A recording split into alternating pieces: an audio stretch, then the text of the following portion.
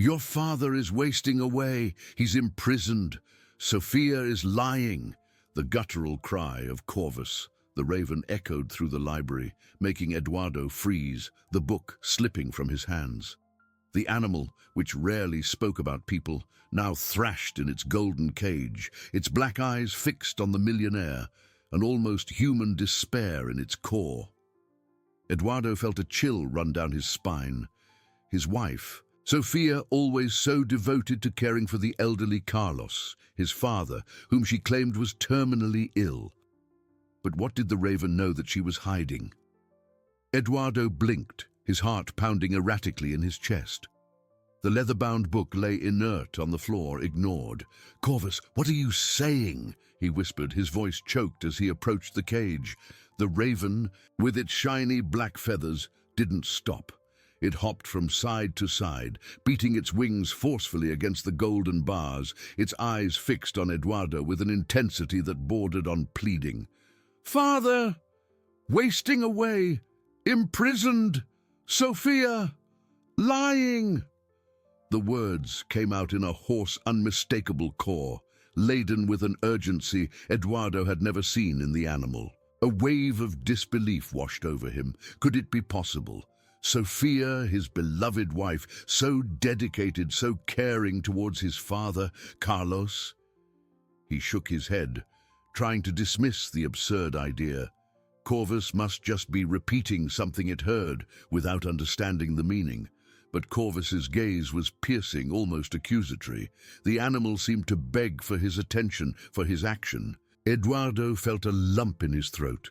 The image of his father, Carlos, always so vibrant, now confined to his bed, supposedly weakened by an illness Sophia described as relentless, flashed through his mind. Eduardo's visits were always quick. His father seemed so drowsy, so distant.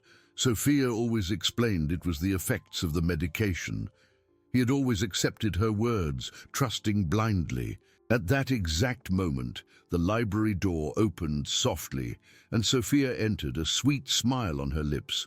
"My love, is everything all right? I heard a noise," she said, her voice soft as silk.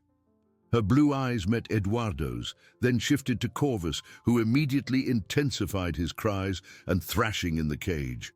"Oh, that noisy bird! He must be hungry again," Sophia chuckled, a light, carefree sound. "Don't listen to him, Eduardo. He's just an animal, sometimes a bit dramatic." Eduardo watched her.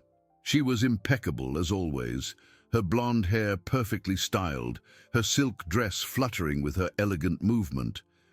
But for an instant, a tiny and almost imperceptible tremor in her hand as she smoothed her hair, or a different glint in her eyes when she looked at Corvus, caused a small crack to appear in the wall of his trust. He was saying some strange things about my father," Eduardo murmured, his voice low, testing her. Sophia frowned, an expression of genuine concern, or so it seemed, taking over her face.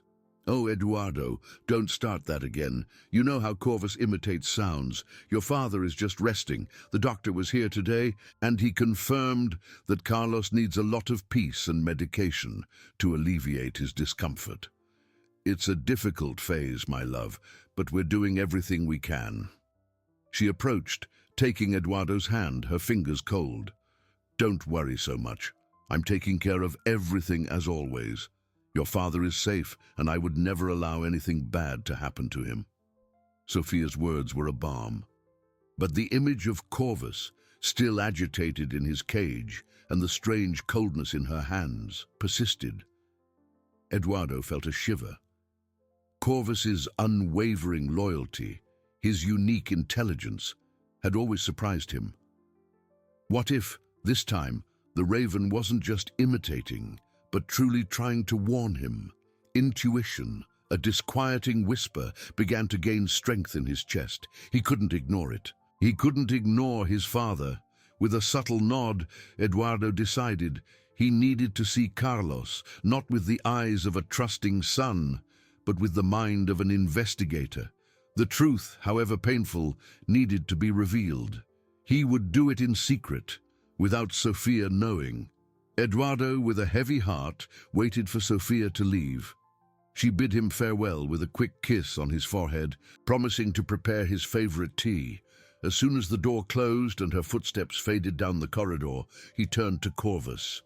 The raven, previously agitated, now seemed calmer, but its eyes still gleamed with an intelligence that disturbed Eduardo.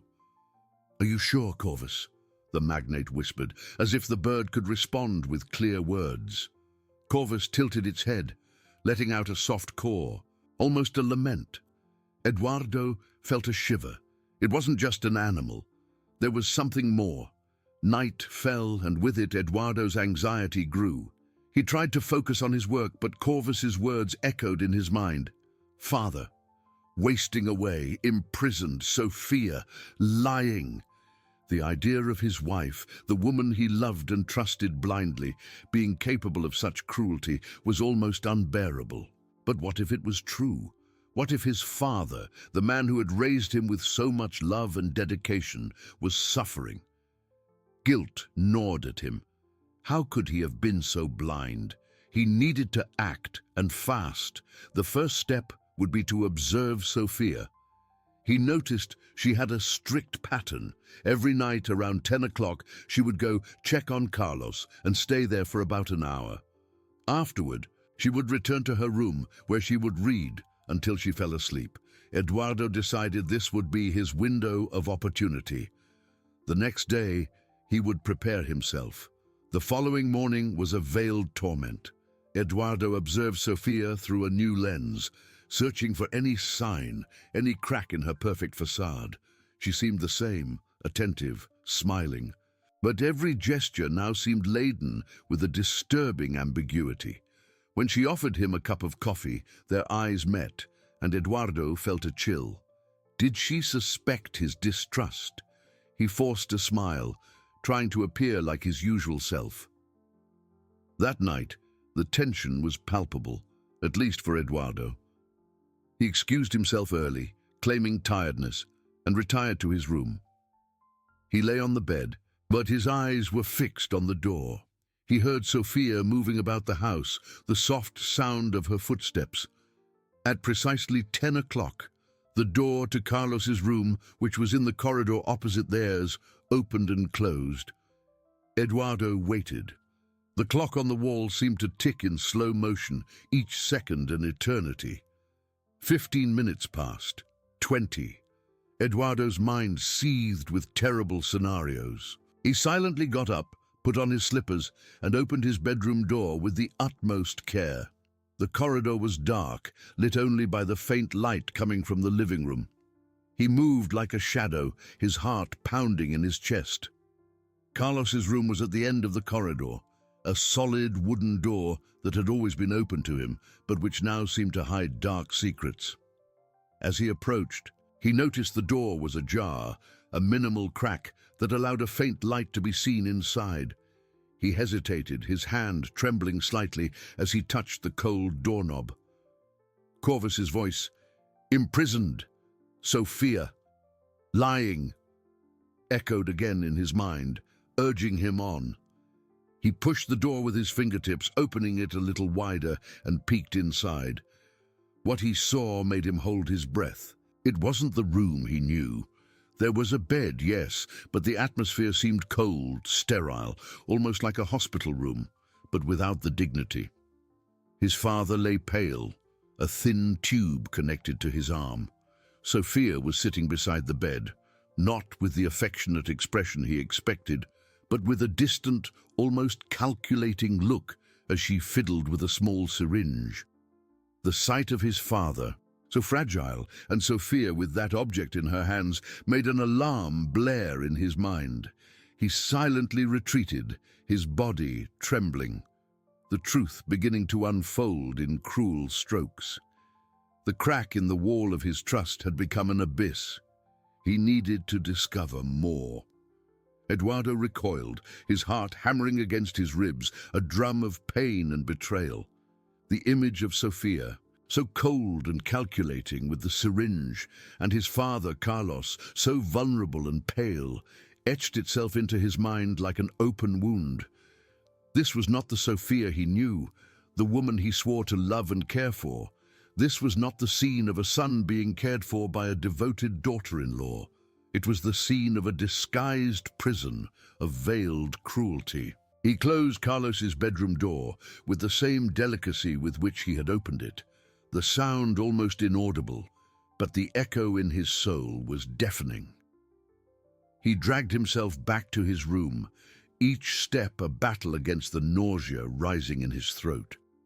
The darkness of the corridor seemed to swallow him, and he felt like a stranger in his own home. Back in bed, he threw himself down, but sleep was an unattainable luxury. His eyes stared at the ceiling, but what he saw was his father's face, once so full of life, now so faded, and Sophia's smile, which once brought him comfort, now seemed a cold and deceptive mask. Father, wasting away, imprisoned, Sophia, lying.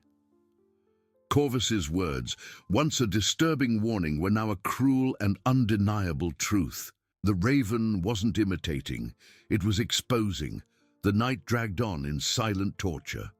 At dawn, Eduardo got up, his eyes heavy, his body exhausted, but his mind on high alert. He needed proof, something concrete to unmask Sophia, something that couldn't be denied.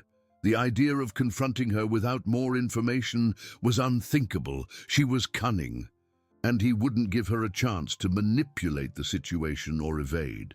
That morning, Sophia came down for breakfast, as if nothing had happened. Her smile was radiant, her voice melodic. "Good morning, my love. Did you sleep well?" she asked, serving him a cup of coffee. Eduardo forced a smile, tasting the bitter hypocrisy in his mouth. "Yes, dear, like an angel," he lied, the irony almost choking him. He watched her as she spoke about the day's plans, about Carlos's improvement, about the need to remain calm for his recovery. Every word was a stab, every affectionate gesture an affront. He noticed that Sophia always brought a food tray for Carlos, but never invited him to accompany her. Always the excuse that his father needed absolute rest, that visits agitated him. Eduardo realized this was one of the keys. He needed to see what Sophia did during these visits, what she administered, what she hid. Throughout the day, Eduardo pretended to be absorbed in his work, but his thoughts were fixed on Carlos and Sophia. He began to plan his next steps. He decided he would need a small, discreet camera to record what was happening in his father's room. It was an invasion of privacy, yes, but his father's privacy had already been brutally violated. Carlos's justice was his priority now. In the afternoon, while Sophia was out for one of her charity meetings, Eduardo went to the library. Corvus was in his cage, watching him with its intelligent eyes.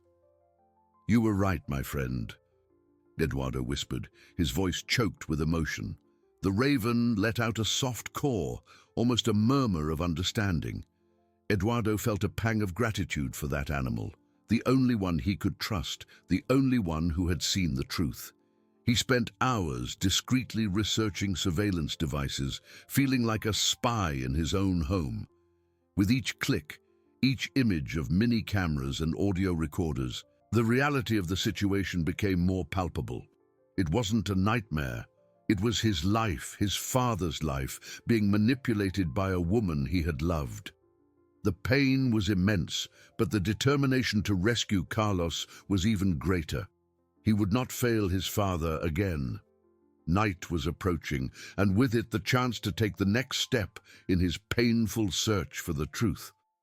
Night was approaching, and with it the chance to take the next step in his painful search for the truth. Eduardo, his heart in turmoil, finished his research in the library. He had found a tiny, almost invisible device that seemed perfect for his purposes.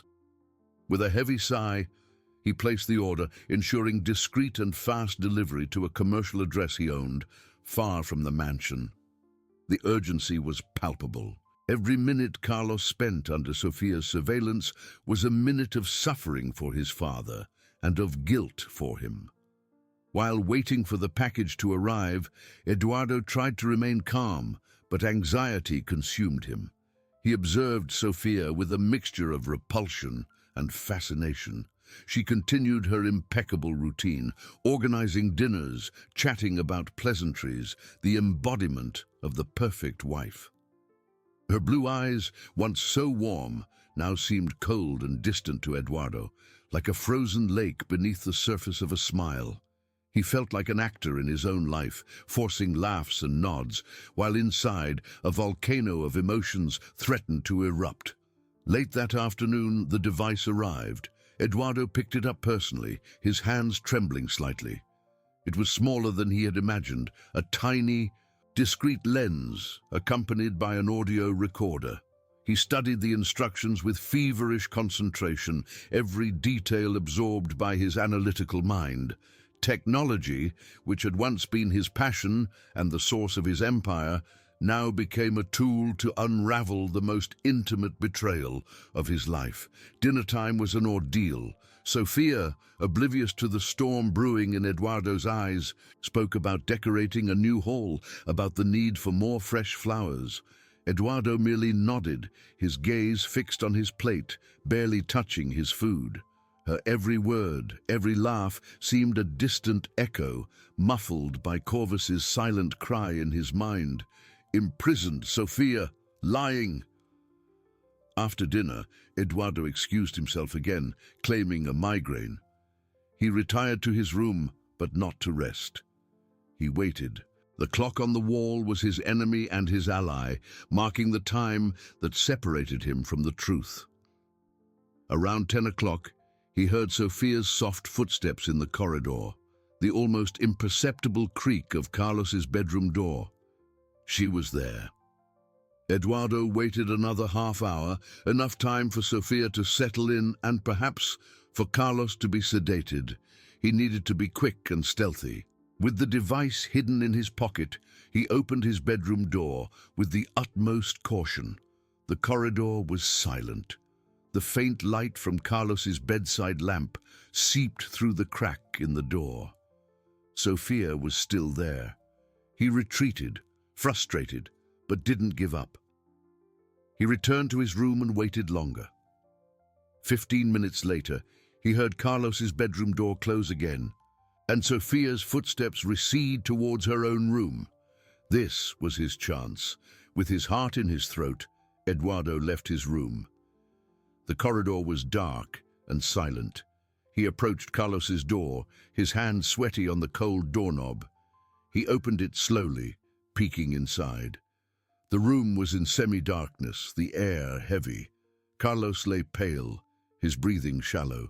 Eduardo felt a pang of pain in his chest. He entered, moving like a ghost. His eyes swept the room, searching for the perfect spot. There was a small shelf with old books beside the bed. One of the books had a slightly loose spine. With agile and precise hands, Eduardo fitted the tiny device into the crack, ensuring the lens had a clear view of the bed and the surrounding area, but was imperceptible to a casual glance. He activated the audio recorder. A shiver ran down his spine. Adrenaline pulsed through his veins. He looked at his father, his face aged and tired, and a silent promise formed in his heart. "I'm going to get you out of here, Father. I promise." With a final glance, he withdrew from the room, closing the door with the same delicacy. The truth was one step away from being revealed, and Eduardo was ready to face whatever came. Eduardo withdrew from Carlos's room, closing the door with the same delicacy, but feeling an immense weight in his chest. Adrenaline still pulsed, but now it was accompanied by deep anguish. Back in his own room, he couldn't sleep. The image of his father, so fragile, and the silent promise of rescue echoed in his mind. He knew the device was tiny and discreet, but the anxiety of being discovered or failing his mission kept him awake. The days that followed were a veiled torture. Eduardo maintained a facade of normalcy, but every interaction with Sofia was an exercise in self-control.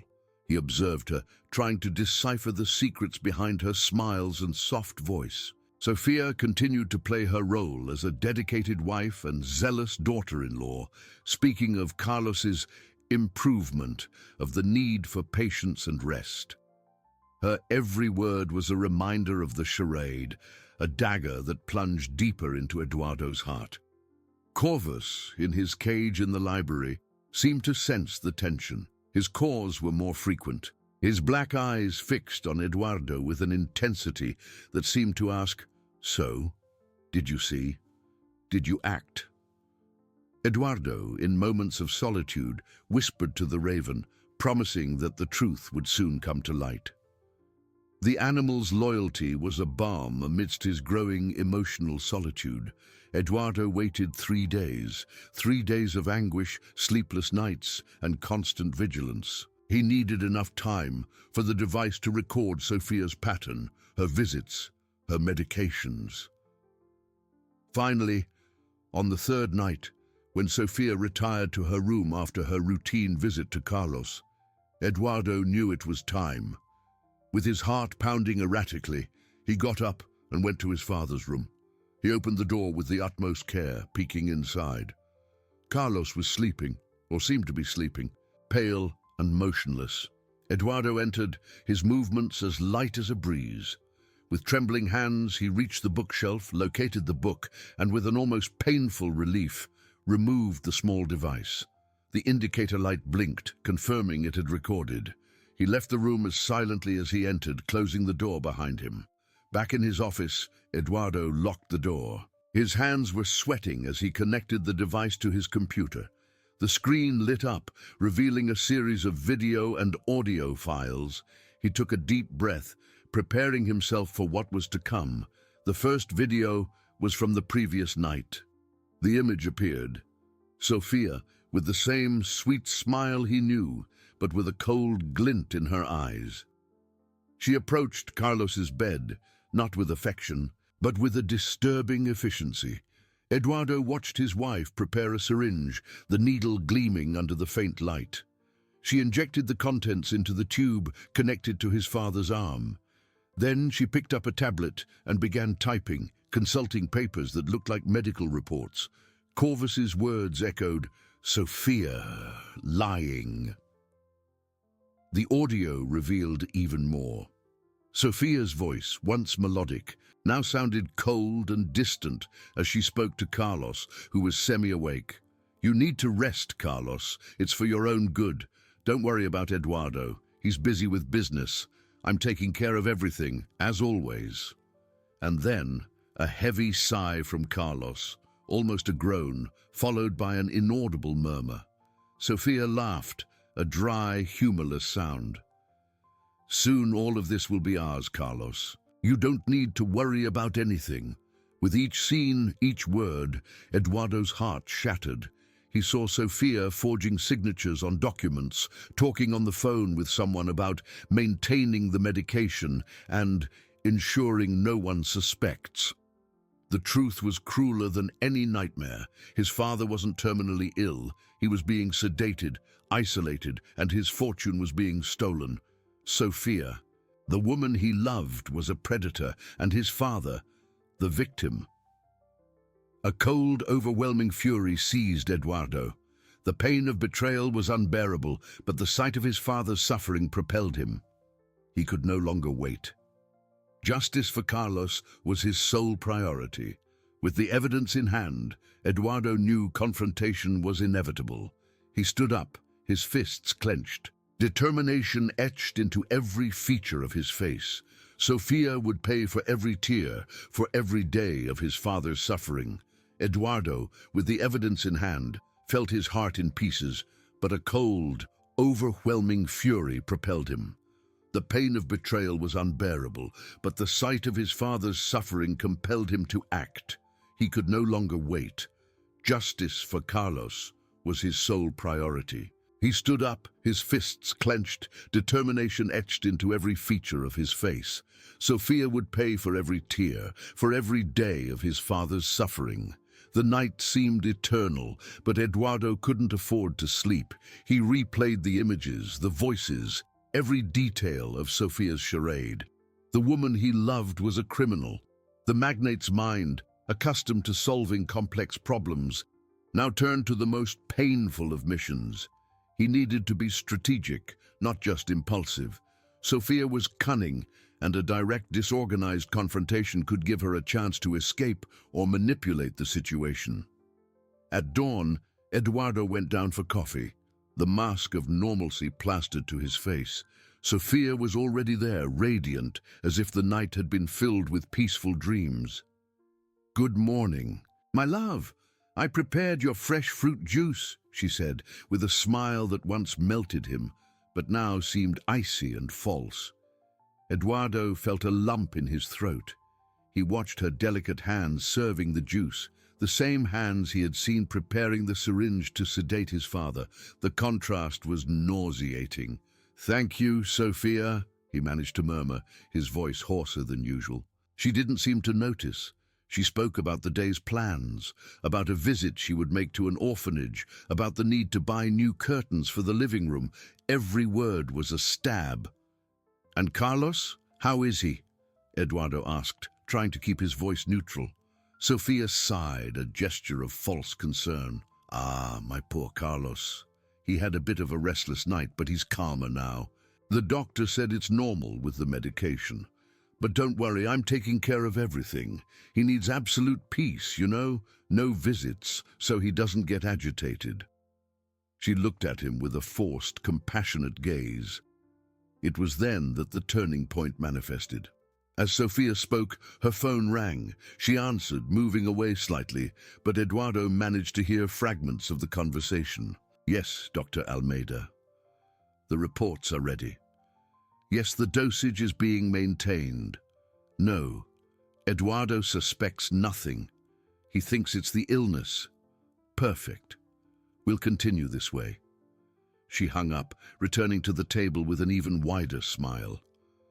"That was Carlos's doctor, my love. He said everything is under control." Eduardo's fury, previously cold, now burned like lava. It wasn't just the betrayal, but Sophia's audacity, her brazenness in maintaining the charade, even with the doctor, and speaking about it openly, believing he was blind. He could no longer wait for a strategic moment. With every passing minute, Sophia consolidated her web of lies. He rose abruptly from the table, knocking over his chair. The noise made Sophia jump, her smile faltering. "Eduardo, what's wrong?" Eduardo walked towards her, his eyes fixed on hers, unblinking. The mask of rage and pain on his face was so intense that Sophia recoiled a step. "What's wrong, Sophia?" he repeated, his voice low but laden with an intensity that made her tremble. "What's wrong is that the charade is over. I know everything. I know what you're doing to my father." Sophia paled, the blood draining from her face. Her eyes, previously full of false sweetness, now showed a flicker of panic. She tried to compose herself, a forced smile returning to her lips. "Eduardo, my love, what are you saying? You're tired, perhaps. I'm taking such good care of Carlos." "Caring?"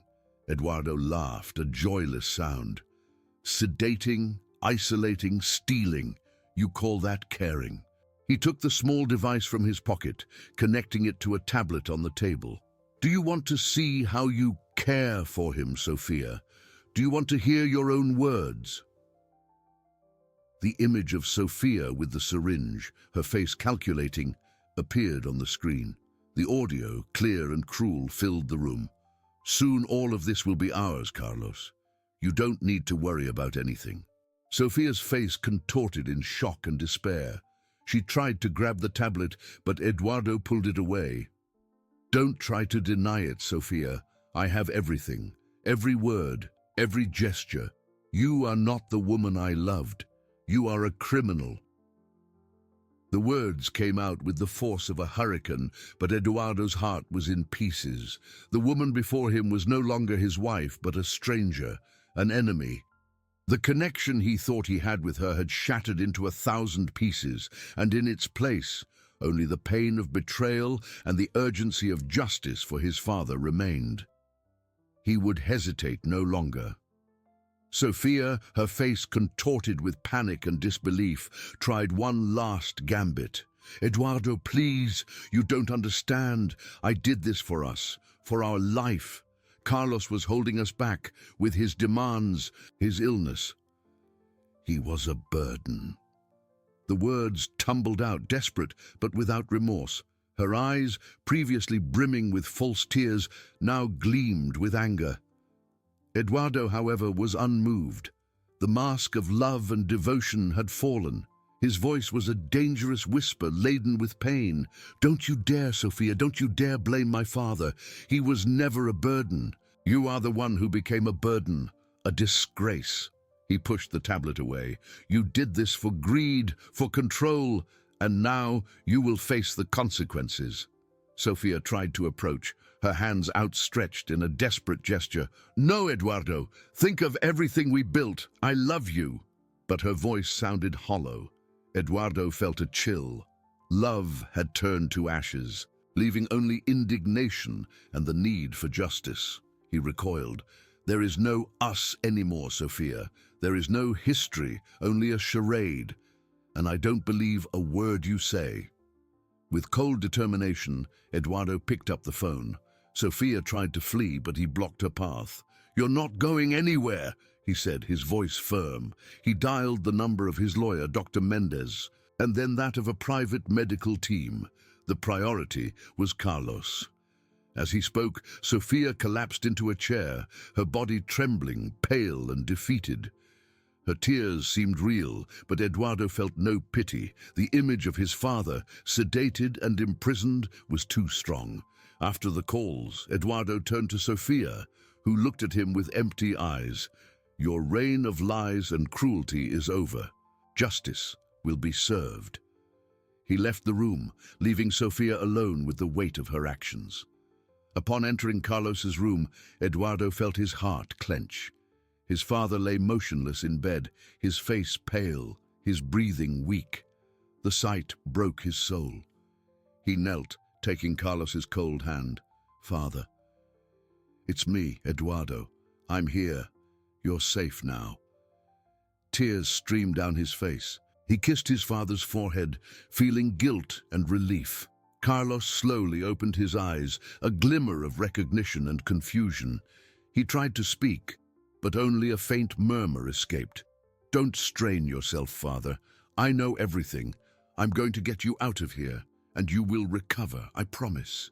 Eduardo felt a warmth in his chest as he saw Carlos's hand lightly squeeze his, a sign that he understood. The connection between father and son remained intact. Minutes later, the medical team arrived. They examined Carlos, confirming excessive sedation and malnutrition. Dr. Mendez also arrived. Eduardo handed him the tablet. "She will be held accountable for everything, Dr. Mendez. I want her to face justice." The lawyer nodded, understanding the gravity. As the team prepared Carlos for transfer, Eduardo returned to the library. Corvus was there, watching him. "You were right, my friend," Eduardo whispered, his voice choked. The raven cawed softly, a comfort. The loyalty of that being was a beacon. Eduardo knew that his father's recovery journey would be long, and his own, of healing from betrayal, would be too. But now, the truth had been revealed, and the hope of a new beginning of justice and redemption began to blossom in his broken heart. The hope of a new beginning of justice and redemption began to blossom in his broken heart. Carlos's transfer to a specialized clinic was orchestrated with the same efficiency Eduardo applied to his business, but with a dose of urgency and care that went beyond any commercial transaction.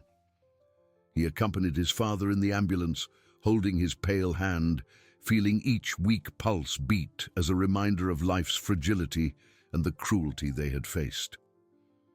At the clinic, a team of dedicated doctors and nurses already awaited them. Eduardo's eyes observed every movement, every connected device. Every word from the specialists absorbing all information about his father's condition. Dr. Mendez, in turn, acted with expected swiftness.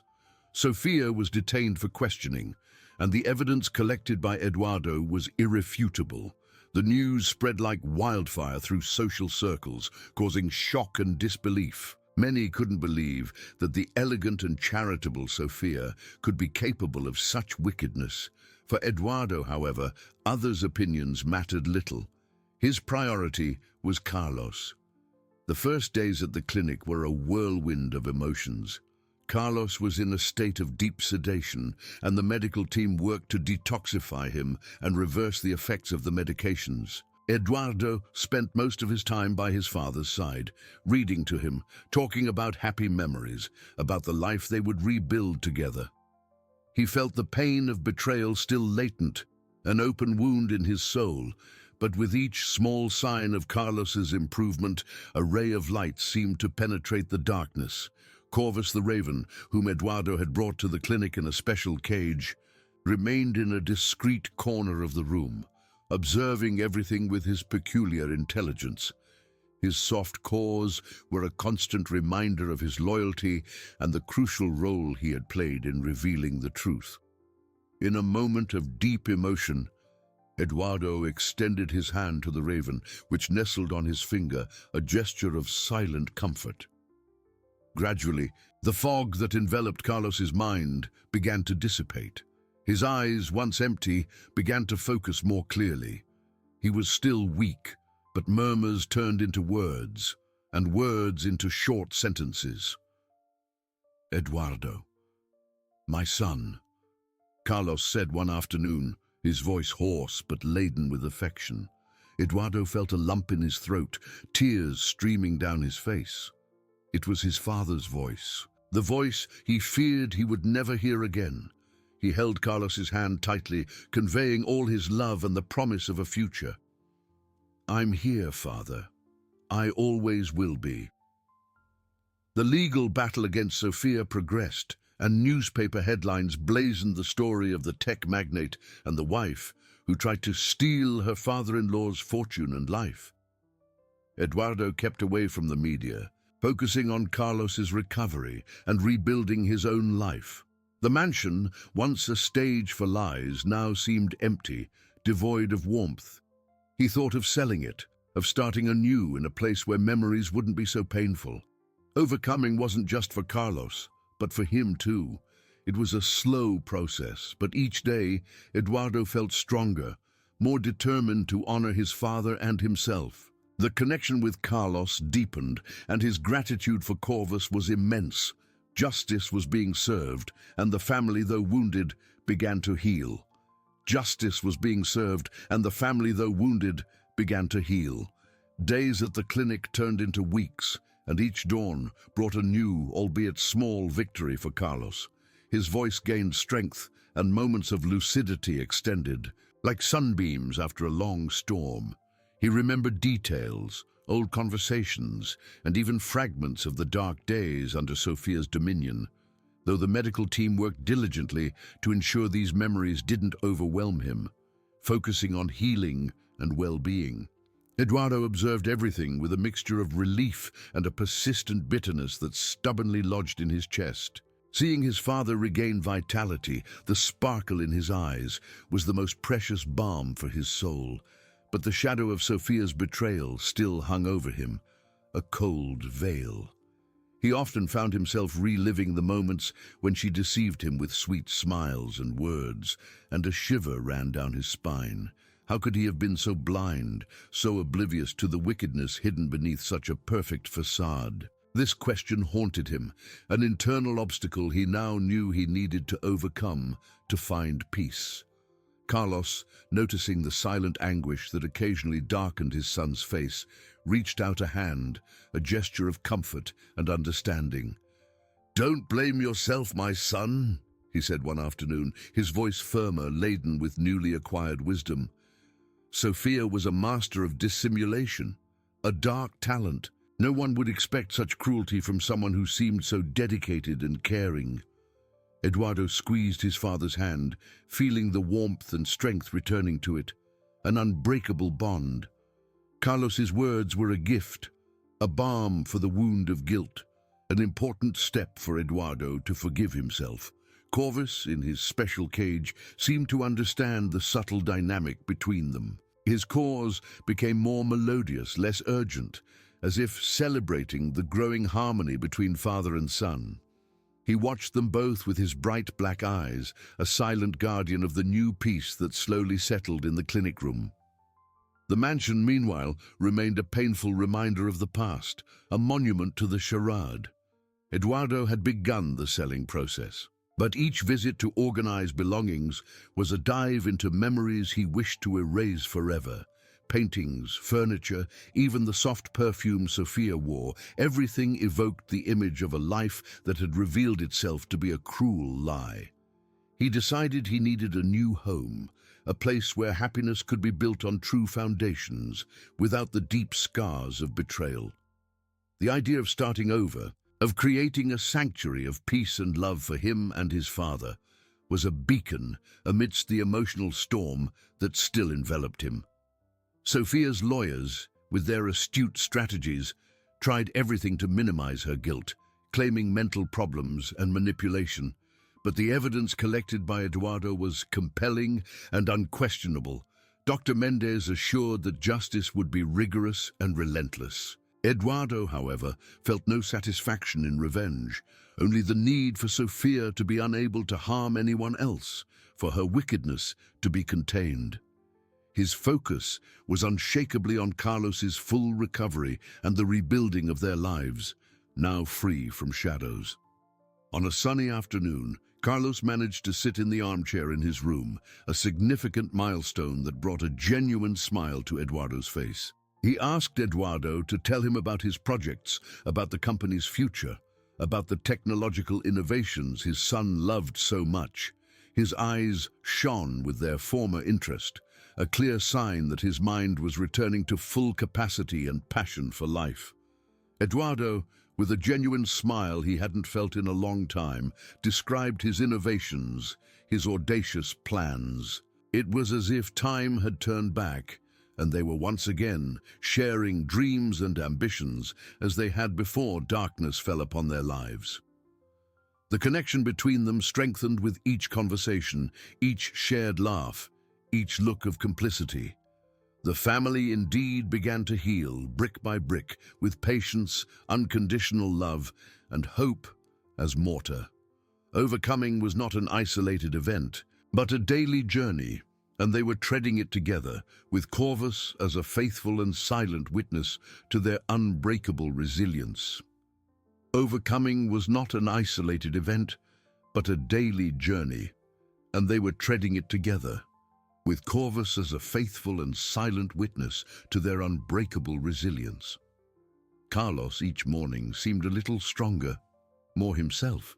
His steps, once hesitant and dragging, now gained a new firmness as he walked through the clinic corridors, supported by Eduardo's arm or a light cane. The smile that appeared on his lips upon seeing his son was genuine, laden with a gratitude that needed no words. Eduardo, seeing him like this, felt a profound relief, as if an immense weight had been lifted from his shoulders.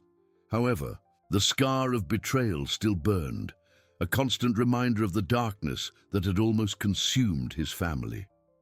He strove to disguise the melancholy that sometimes clouded his gaze, but Carlos, with a sensitivity sharpened by his own experience, perceived it.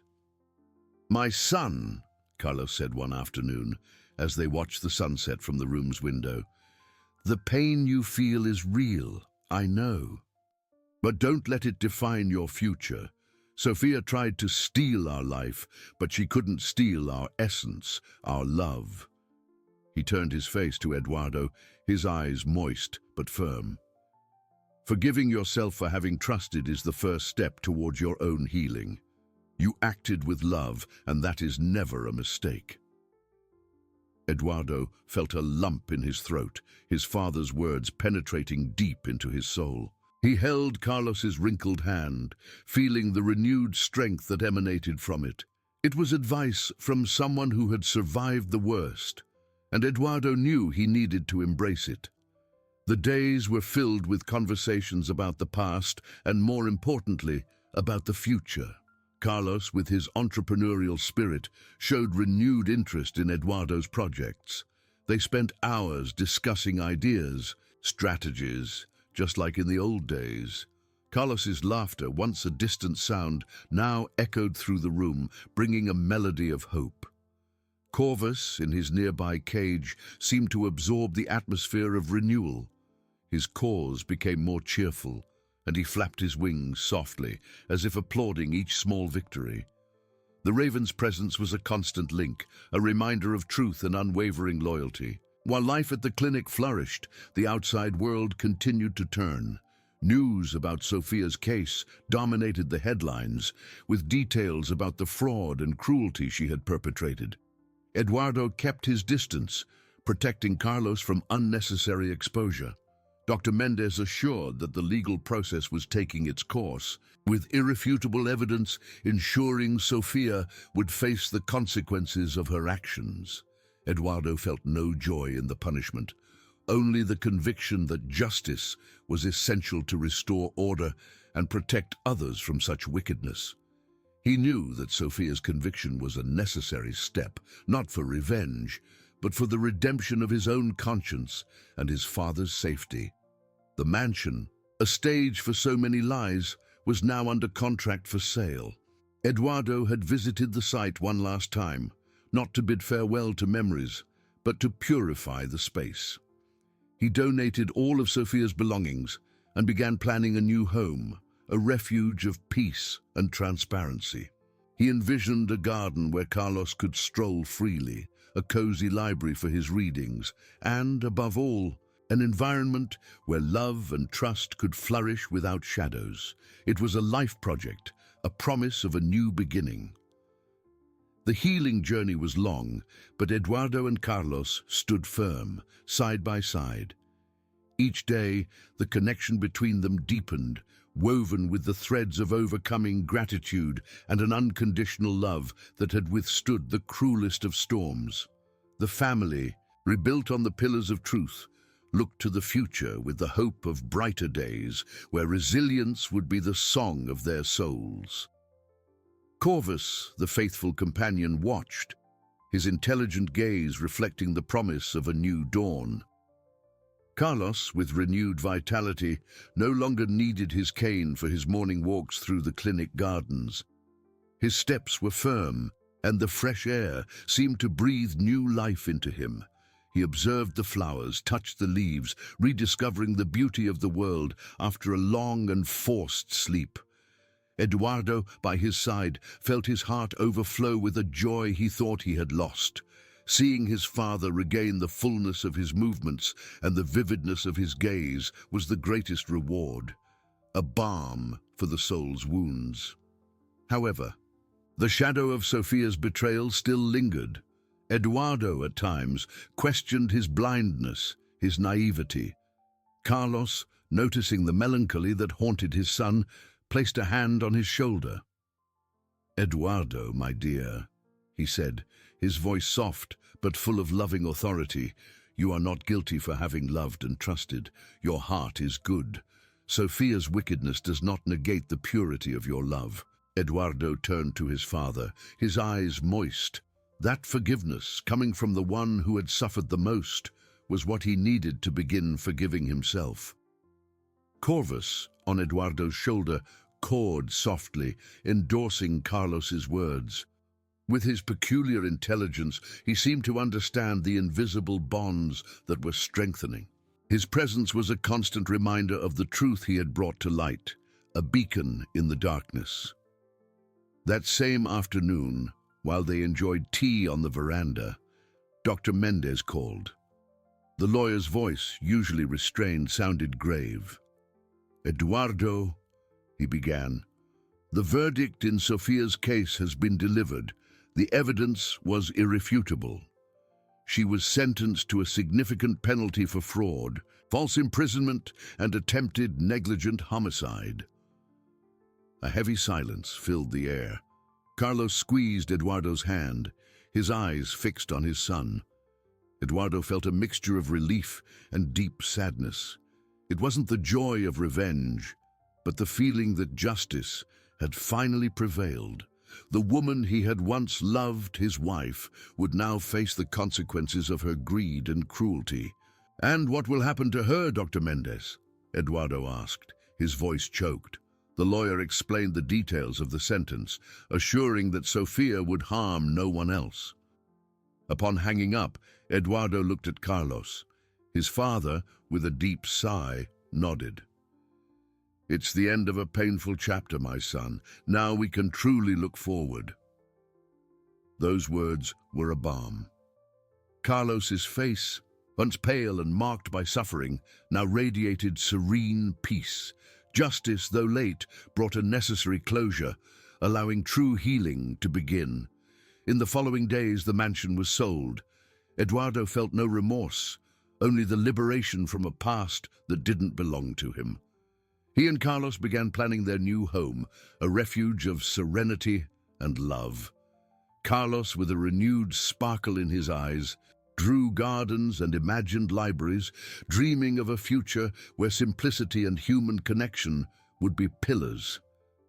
Eduardo, observing his father, felt hope blossom in his heart. The healing journey was far from over, but the climax had been reached.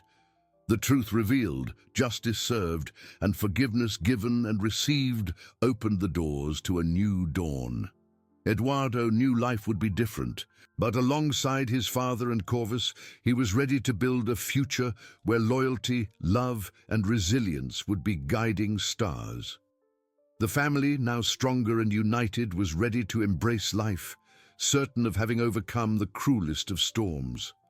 Corvus, perched on Eduardo's shoulder, cawed softly, a silent amen to the promise of a new beginning. Corvus, perched on Eduardo's shoulder, cawed softly, a silent amen to the promise of a new beginning. That sound, so familiar and comforting, sealed the truth that had been revealed and the justice that had finally prevailed. Sofia's conviction, though a necessary outcome, did not bring Eduardo the euphoria of victory, but rather a somber peace, the certainty that her wickedness would no longer reach anyone. The mansion, with its walls that held secrets and sorrows, was now under new ownership, and with it, Eduardo felt that a heavy chapter of his life was closing forever. The days that followed were marked by a remarkable transformation in Carlos. The clinic, which had been a refuge of recovery, was now preparing to see him leave. His steps, once faltering, gained a surprising lightness, and the sparkle in his eyes, once dull, radiated a vitality that warmed Eduardo's soul. His father, with his captivating humor and serene wisdom, was back. Conversations between them flowed with the naturalness of before, filled with laughter and cherished memories, as if the time of suffering was just a distant nightmare. Carlos, noticing the shadow that still lingered on his son's face, touched his arm with tenderness. "My dear Eduardo," he said, his voice soft, "you saved me. There is no guilt in your heart, only love. Let go of this sadness, my son. Life awaits us." Carlos's words were a balm that slowly healed Eduardo's deepest wounds. He began to accept that his trust in Sofia, though misguided, came from a place of love, not naivety. The guilt that gnawed at him gradually gave way to understanding and self-forgiveness. It was a delicate process, like untying tight knots, but each day Eduardo felt lighter, more present, more capable of embracing the joy his father radiated. He allowed himself to smile more, share more, and the connection between them deepened, woven with the threads of unbreakable resilience. The search for a new home became a life project, a tangible symbol of their new beginning. Eduardo and Carlos spent hours leafing through architecture magazines, discussing colors and textures, dreaming of a vibrant garden and a library filled with books. They wanted a place that breathed peace, where sunlight entered without barriers, and where every corner told a story of love and overcoming. Carlos, with his contagious enthusiasm, imagined a special nook for Corvus, a perch on the veranda from where the raven could observe the world, a silent guardian of their new happiness. Finally, they found a house. It wasn't a grand mansion, but a welcoming home with wide windows and an exuberant garden, perfect for Carlos's morning walks. With each visit, they felt the positive energy of the place, the promise of a bright future. Corvus, who accompanied them in a portable cage, seemed to approve, emitting cheerful caws as they explored the rooms. That space would be the sanctuary they so longed for, a place where truth would be the only foundation and love, the strongest cornerstone. The move was a moment of celebration. Friends and some close relatives who had distanced themselves during the scandal now reconnected, offering support and affection.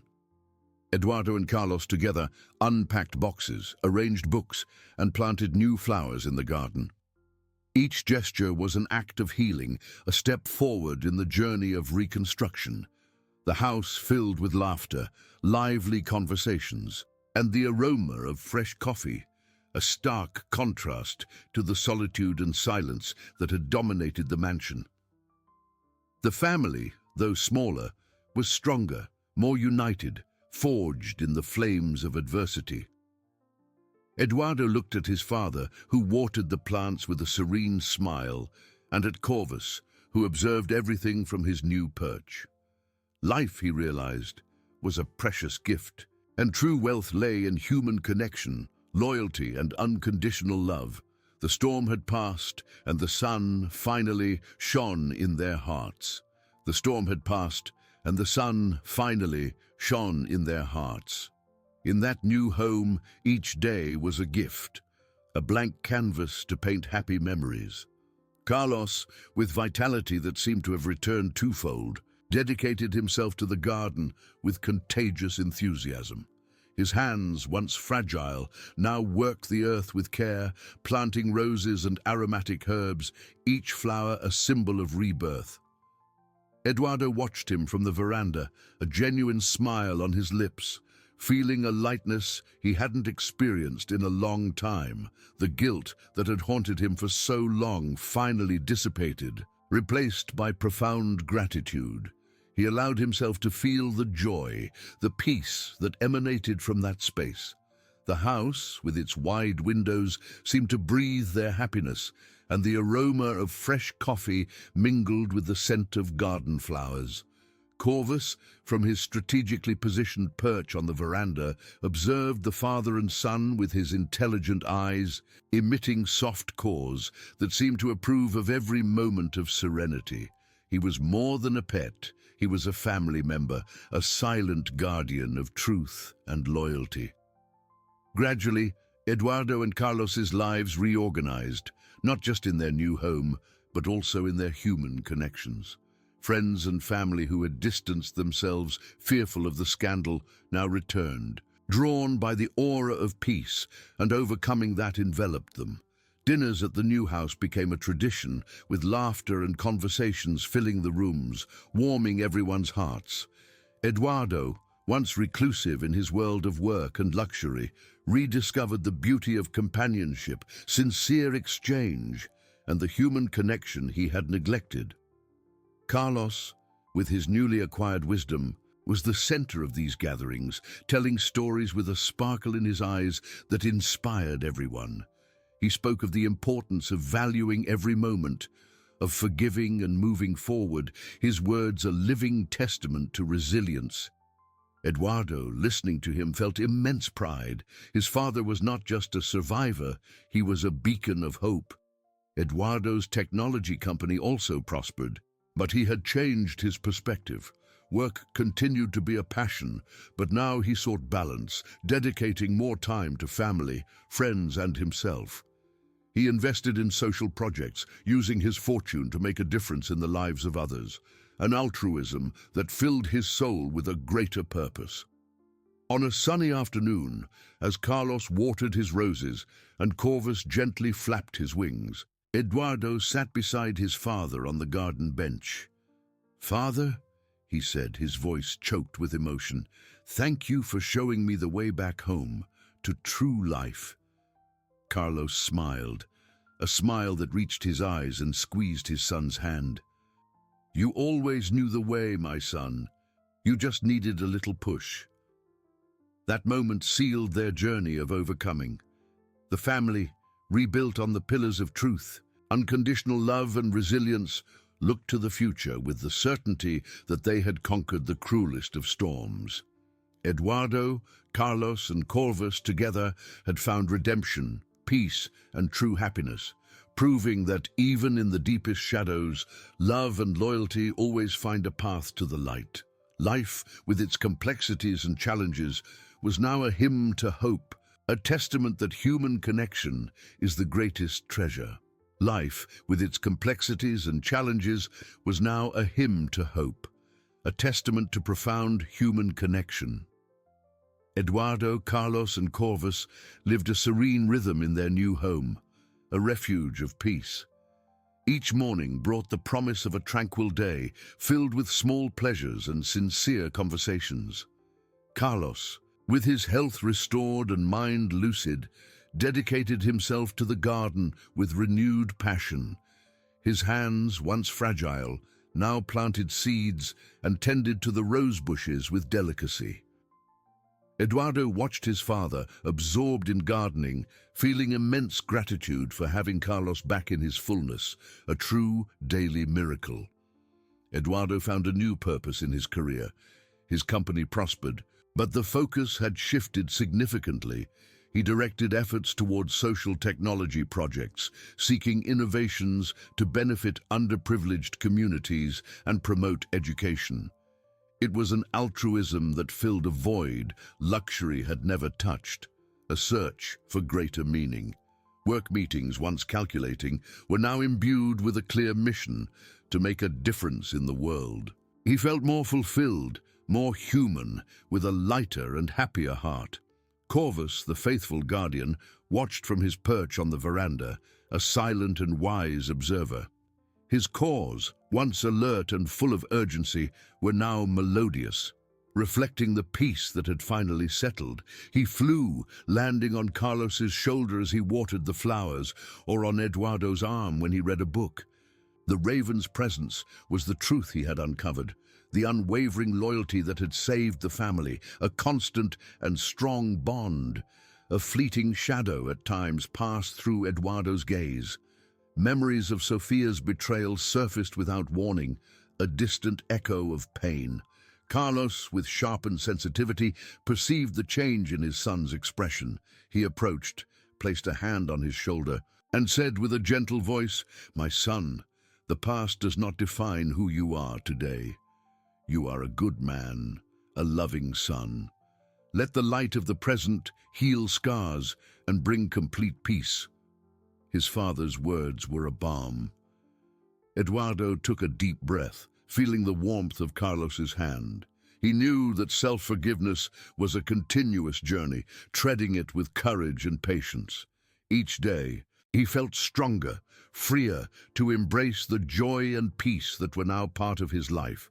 The connection between father and son, tested by adversity, emerged stronger and deeper, an unbreakable bond forged in overcoming and unconditional love. The new house became a home of love and truth. Friends and family, once estranged, returned, drawn by the genuine happiness that emanated from there. Dinners with laughter, shared stories, a communion that Eduardo and Carlos deeply cherished. Carlos, with wisdom and captivating humor, was the perfect host, radiating a serenity that inspired everyone. He spoke of the importance of resilience, faith, and love, and his words resonated in everyone's hearts. Eduardo felt his heart overflow. He had learned that true wealth was not in possessions, but in the bonds that unite us, in the ability to forgive, to love, and to start anew. Life had given him a new chance, and he embraced it with sincere gratitude. Corvus, on his perch, let out a soft caw, as if confirming the beauty of the present moment. The future, once uncertain, now unfolded brightly, full of promises and lasting peace. The family, united and resilient, was ready to write new chapters with the certainty that love always prevails.